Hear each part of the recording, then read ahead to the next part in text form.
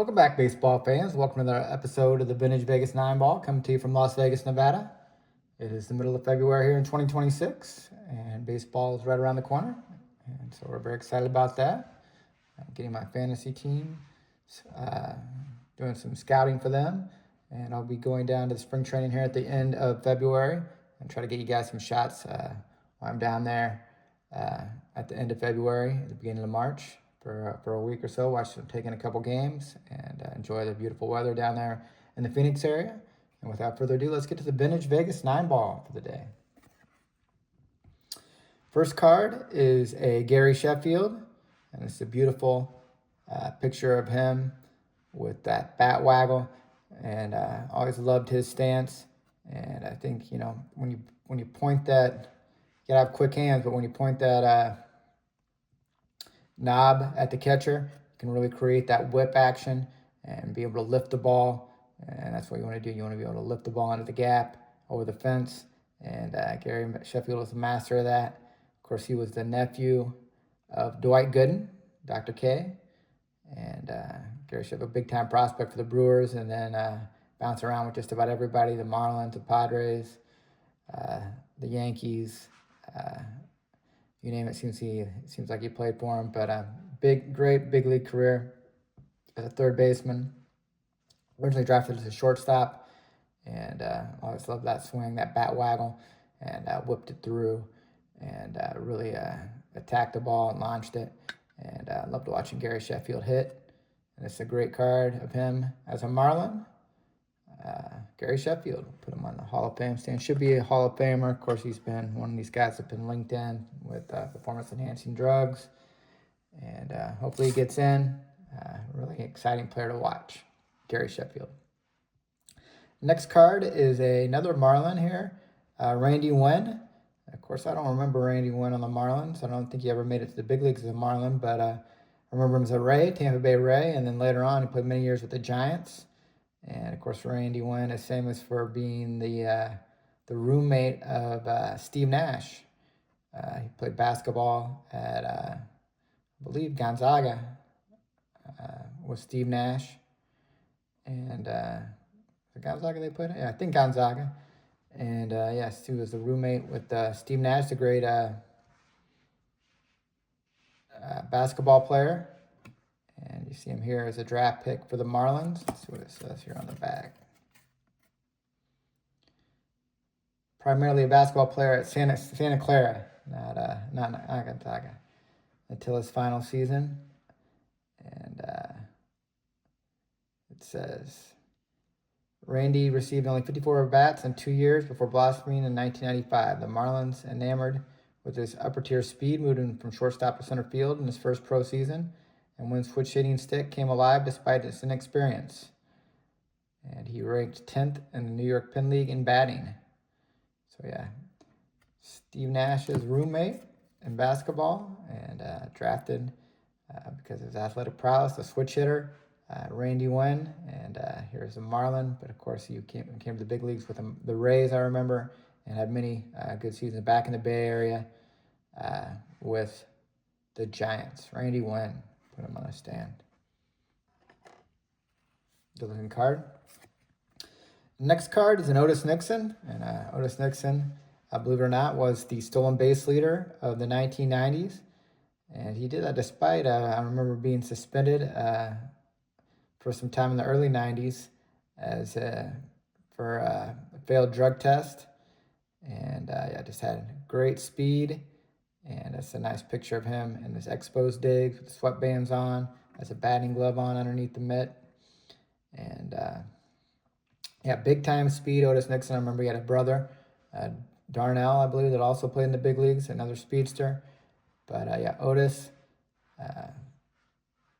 struggled with some addiction problems, I remember. But I remember after baseball, towards the end of his career, he kind of straightened up. He found God. But then I remember reading, I don't know, read on the internet like 10 years ago that he was arrested again and kind of fallen back.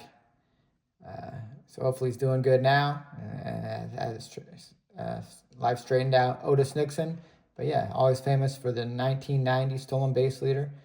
just above Ricky Henderson, the GOAT.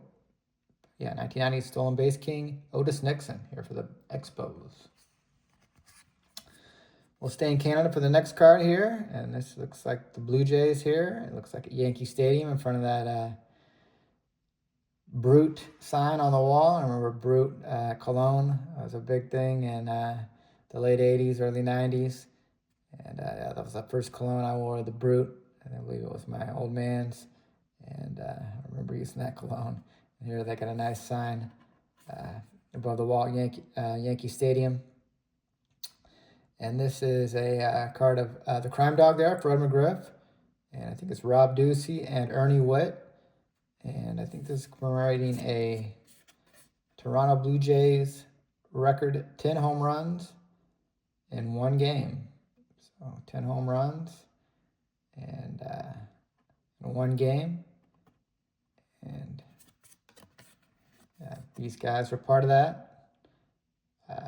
The Crime Dog, of course, Crime Dog's a Hall of Famer, and played with the Cubs and the Rays and the Braves, and I believe the Yankees, the Padres, played for a lot of teams. The Crime Dog, and then Rob Ducey had a short big league career, and I remember Ernie Witt here was a catcher, a backup catcher, but I believe he had two or three home runs in that 10 home run game, Ernie Witt. So definitely the best game of his career. And here he is at Yankee Stadium with the Crime Dog, and a beautiful looking card here of the Blue Jays in their 10 home run game. Next card, speaking of New York, is Pete Alonso. And here he is, kind of a caricature of him. And it looks like it was based off his home run derby. I remember for a while there he was making more money winning the home run derby than he was in his Mets contract, and yelling as he hit the ball over the fence. And yeah, another New York legend. Of course, he signed this offseason with Baltimore, and excited to see how he does with that team. And of course, Pete is a Las Vegas legend, where he had a walk-off home run in the last game of the Las Vegas 51s. Before they became the Las Vegas Aviators, moved to Summerlin. They used to play in downtown Vegas and one of the Las Vegas 51s. And Pete Alonso hit a walk-off home run to end that franchise's existence. And it will always be a legend here in Las Vegas for that big-time home run downtown Las Vegas at Cashman Field. Pete Alonso. The next card is a GOAT, Sammy Sosa. There he is, giving a hug to another great right fielder, Tony Gwynn. And Sammy has a number here, number 21. And Sammy, of course, just big-time numbers. And great right fielder, two great right fielders here. And immense talent. And it's a good-looking card. Let's look back here. See Sosa's home run numbers: 66 and 98, 63 and 99, 50 in 2000, and 64 in 2001. So over 60 home runs in 3 out of 4 years. Just unbelievable player to watch. Most exciting player, him and Bonds, during that time period. Of course, they should be in the Hall of Fame. And it's a great picture of two Hall of Famers, Sosa and Tony Gwynn. Put Sammy on the stand, the Cubs stand.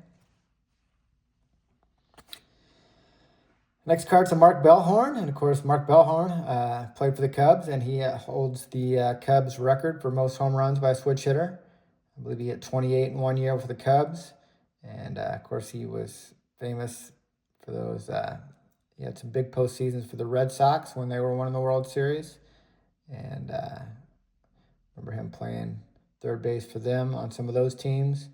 And he had that great year for the Cubs where he had 28 home runs as a switch hitter and still holds the Cubs switch hitting home run record in one season. And you see that 02 Cubs, I guess it's 27 home runs he had in 02. And of course, he struck out a lot, 144 strikeouts and 445 at bats. But yeah, he had some power and 27 home runs for the 0-2 Cubs. Mark Bellhorn, good time. Third baseman, second baseman, utility player. Mark Bellhorn. Cubs, switch hit, single season switch hit, home run record. Next card is another Hall of Famer here, Wade Boggs. And here he is for the Tampa Bay Rays. He's signing a bat there, looks like. And, of course, Wade Boggs had those great years with the Red Sox and then the Yankees, and then ended his career with the Rays. And here he is with an autograph, Franklin batting gloves. And you look here, from 82 to 97, had a 331 lifetime average. And the hit total there, 2,800. So, of course, he would go on to get to 3,000. I believe he's 3,000 was a home run, if I remember correctly. And, yeah, Wade Boggs, just a great player, Hall of Famer. We'll put him on a Hall of Fame stand. Wade Boggs. And won the day with maybe the most talented player ever, Josh Hamilton. And you see him in the 1999 #1 draft pick, #1 overall in the draft. And yeah, just immense talent. And unfortunately, ran into some problems with drugs and was suspended for a while. And I remember after he got off the suspension and got his life kind of back in order, I remember the Cubs took him from the Rays in the Rule 5 draft. And he could have been a Cub, but of course the Cubs drafted him, immediately traded him to the Reds. And he had I believe a good year with the Reds, and then went on to was traded, I believe, to the Rangers, and he had those big seasons with the Rangers, and would end his career with the Angels. But yeah, just immense talent, and if he could have kept it all together, probably one of the best of all time to do it. Josh Hamilton, and here he is as a youngster. Big smile on his face, bright future. Josh Hamilton, Tampa Bay Devil Rays. And I will end the Vintage Vegas 9 Ball for the day. I hope you're all having a good start to your February, and take care, and God bless.